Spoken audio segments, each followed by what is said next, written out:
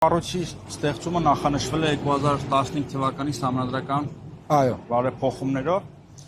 Մենք գիտենք, որ Սերժ Սարգսյանի ժամանակ չկար անկախ դատական համակարգ եւ 2018 թվականին ես եւ էլի շատ-շատերը դուրս եկանք փողոց,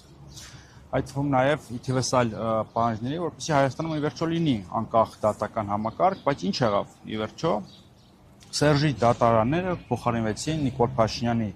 դատարաններով եւ դատական համակարգը դարձավ կուսակցական արդարադատությանը սպասարկող ինչ-որ համակարգ, եթե միջնադարում կային ինկվիզիցիոն դատարաններ, ապա 21-րդ լուսավոր դարում կան կուսակցական դատարաններ, որոնք ամբողջությամբ սպասարկում են ԿՊ-ին։ Առաջ ՀՀԿ-ին էին սպասարկում, հիմա ԿՊ-ին։ Սա աղետ է, առանց անկախ դատական համակարգի որևէ պետություն չի կարող արդյունավետ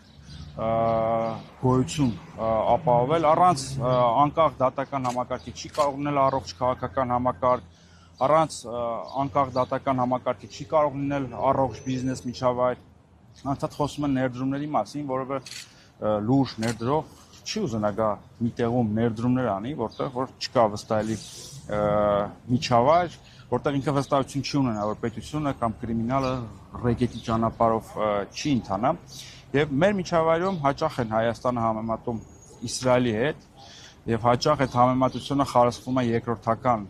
դրույթների վրա, բանակ, պատերազմական միջավայր եւ այլն, բայց առաջին հերթին Իսրայելի հետ մենք պետք է համեմատվենք կամ Իսրայելից պետք է ընդօրինակենք դատական համակարգ, որովհետեւ Իսրայելը Իսրայել չէր լինի, եթե չունենար դատական համակարգ, ազատ դատական համակարգ։ Եվ հիմա Իսրայելի դատական համակարգը այնպիսին է, որ նույնիսկ պրոպաղեստինյան որոշումներ կան այնտեղ։